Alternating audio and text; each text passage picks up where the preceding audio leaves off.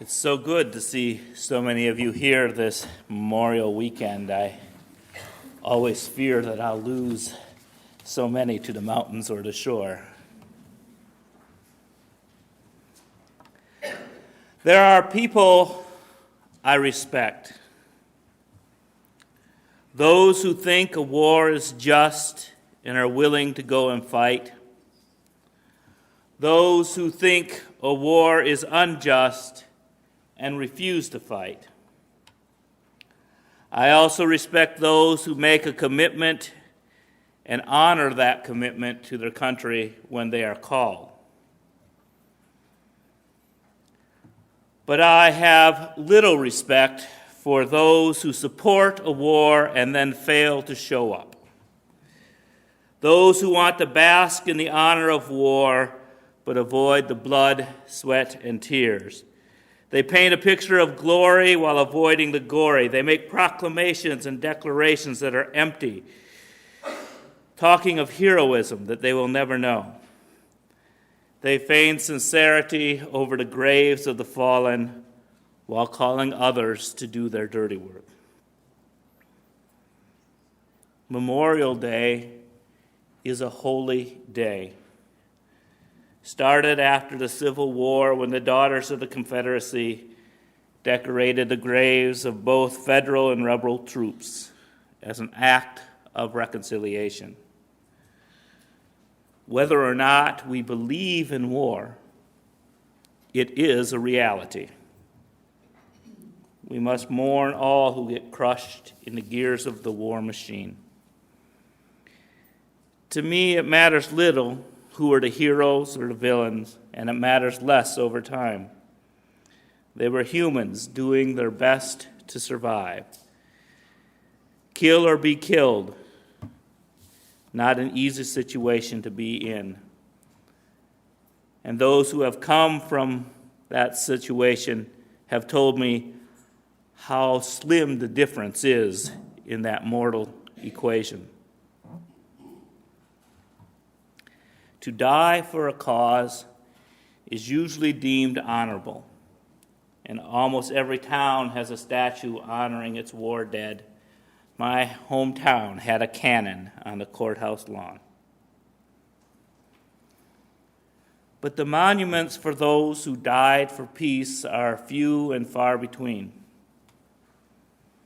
About 10 years ago, in Massachusetts, about 20 miles west of Boston and 20 miles south of Lexington, where the Minuteman statue honors the shot heard round the world, there is a pacifist memorial with a statue of Gandhi in the center and 6 stone walls radiating with the names and words of those who lived and died for peace. This caused controversy. This report from the Boston Globe. Can you imagine the effrontery? Needless to say, the town is up in arms. Vandals have defaced the site with blue paint. The chairman of the zoning board recently resigned his post in order to challenge the Gandhi statue's building permit. The statue turned out not to need a permit. This is a strong conservative area where people go back to the Revolutionary War, says Alex Dowse, whose family has lived in Sherburne since 1775. The Dowse genealogical table hangs on the wall of Town Hall alongside of the many recruiting posters from our nation's former entanglements. The statue is an affront to all the sacrifices of the people of this town for freedom. Think about this. How does a pacifist memorial degenerate the memorial of the Minutemen? They both fought against British imperialism, but Gandhi did it without firing a gun. Pacifism frightens people because it challenges our assumptions. We are taught since early grade school that a bloody Revolutionary War was absolutely necessary for our nation's birth. Yet, Canada is a free country. New Zealand is a free country. Australia is a free country. And like India, they did it without firing a gun. As a nation, we cherish the myth of war, and anyone who challenges this myth is vilified. Henry David Thoreau refused to pay taxes to support the Mexican-American War, and he ended up in jail and wrote Civil Disobedience, which reads, "The government itself, which is only the mode which the people have chosen to execute their will, is equally liable to be abused and perverted before the people can act through it. Witness the present Mexican War, the work of comparatively few individuals using the standing government as their tool. For in the outset, the people would not have consented to this measure."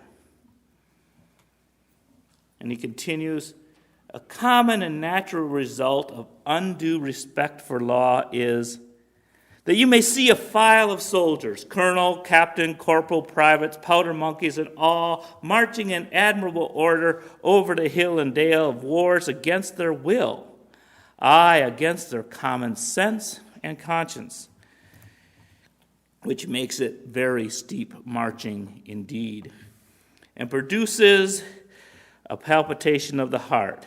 They have no doubt that it is damnable business in which they are concerned. They are all peaceably inclined. Now what are they? Men at all, or so small movable forts and magazines at the service of some unscrupulous man in power? Visit the Navy Yard and behold a Marine, such a man as an American government can make, or such it can make of man with its black arts, a mere shadow and reminiscence of humanity." Around the same time, a Universalist, Aidan Ballou, published Christian Non-Resistance, a treatise that inspired pacifists like Tolstoy and Gandhi. He was an abolitionist, but he resisted even the Civil War, saying that the nonviolent example of Jesus was the essence of Christianity. Ballou writes, "Can we turn around and gaze on the battlefield, the hospital of mangled mortality, the gaudy military parade, the pomp of blood-stained chieftains, or into the more ordinary affairs of life, on the scuffles, the retaliations, resentments, duels, litigations, and endless quarrels of a world infatuated with resisting violence? Can we look on these things without heart sickness and disgust? How base, despicable, and abhorrent they all are, compared with the spiritual heroism and moral bravery and the glorious self-sacrifice of the life-preserving, heart-reforming, soul-redeeming works of genuine Christianity.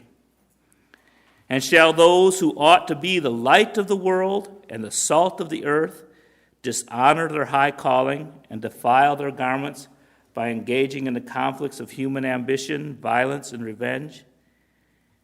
Is it for them to fly from the dangers of Gethsemane, to look with despair from afar on the non-resistant cross, and make themselves one with a mutual, defiant, and destructive world?"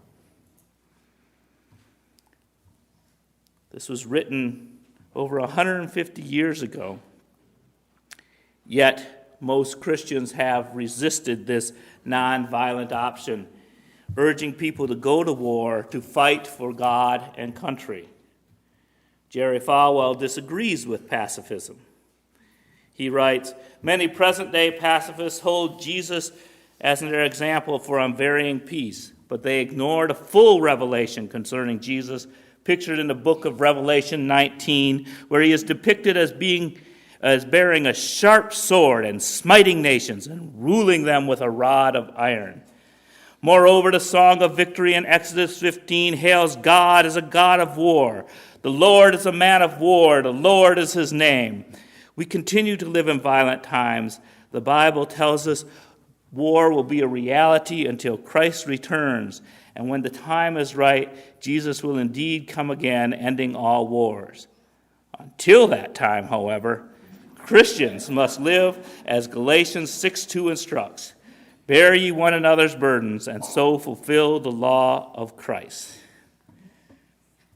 And it's just a sense of only Jesus can bring peace, and anybody who claims to be a disciple should act opposite of Jesus until Jesus comes back.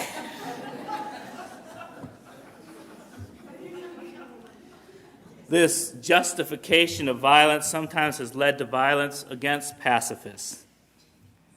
Both Gandhi and King were killed in their time. But there are those who are less well known, and let us remember some of them today. During World War I, Michael Hofer and his brother Joseph were two Hutterite, which is a Christian sect, conscientious objectors to military service during the First War, who died of mistreatment in a U.S. federal prison. At that time, the United States had no legal provisions for conscientious objection. Other draftees, officers, and prison guards all tried, often brutally, to dissuade them from their beliefs. Along with a third brother and a brother-in-law, the two were cruelly beaten and starved for 5 days in Alcatraz. Their hands were chained crosswise over their heads so they could only touch the ground with their toes for hours at a time. Nothing that they suffered, though, persuaded them to renounce their beliefs. Joseph died of pneumonia on November 28, 1918 in Fort Leavenworth, and Michael died 4 days later. As Jacob Hutter, their spiritual ancestor, said, "Before we would strike our greatest enemy with the hand, to say nothing of the gun or the sword, we would rather die and let our own lives be taken." 35 years ago, this month, 4 peace protesters were shot at Kent State. Their names, Allison Krauss, Jeffrey Miller, Sandra Shore, William Schrader. Just 25 years ago, 4 nuns in Central America were helping poor farmers, while our government supported the wealthy landowners. The destinies of Maura Clark, Ida Ford, Dorothy Cazell, and Jean Donovan were joined together in just the last months of their lives, murdered together by National Guardsmen in El Salvador. Their deaths became a martyrdom for the Church of the Poor in El Salvador and thousands of Christians in the United States. On the evening of December 2, Dorothy Cazell and Jean Donovan drove their van to the airport outside San Salvador to pick up married sisters, Maura Clark and Ida Ford, who were returning from a conference. After leaving the airport, the van was commandeered at a roadblock by members of the National Guard. They were taken to an isolated location, abused and shot, and buried in a shallow grave. On March 13, 2003, Rachel Corey, an unarmed 23-year-old American, was run over by an Israeli bulldozer as she was trying to prevent a home from being destroyed. Her memorial service was held at the All Souls Unitarian Church in Kansas City, Missouri. I believe that we need to remember these and others who lived and died for peace. This Memorial Day, think of those who have died in war, but also think of these people. Tomorrow there will be speeches honoring those who died in war, and some hope that this shadow of glory will motivate other children to make the ultimate sacrifice. But let us also remember and avert such a tragedy by remembering those who died working for peace. I'm not calling you this day to martyrdom, although some of us might face that. What I am calling us to is mindfulness, that each day we have an opportunity to raise our voices. Dorothy Day, the founder of the Catholic worker movement, wasn't a martyr. She lived to the age of 83. But this is her take on martyrdom. Martyrdom is not gallantly standing before a firing squad. Usually, it's losing a job because of not taking a loyalty oath or buying a war bond or paying a tax. Martyrdom is small, hidden, and misunderstood. And Aidan Ballou also wrote likewise that the grand martyrdoms are sometimes easy because you're out in public and you're having the support of those who are watching you take this heroic stand. But the little martyrdoms of the jeer and the snub and the disrespect is what we face every day when we speak for peace and try to save the lives of the people who we honor on Memorial Day. It is a constant thing to work for peace. It is something that we need to do each day. In the words, I'll conclude with the words of Andrei Trachme, who rescued many people from the Holocaust. That people tend to think of nonviolence as a choice between using force and doing nothing. But for Jesus, the real choice takes place at another level. Nonviolence is less a matter of not killing and more a matter of showing compassion, of saving and redeeming, of being a healing community. One must choose between doing good to the person placed in one's path or doing evil. The Christian objector to war or military service is not a purist who, on the day he receives orders to kill his neighbor, wakes from his dream and says, no. He is a servant with experienced hands who is so busy helping his neighbor that to interrupt this activity to undertake the task of killing is unthinkable.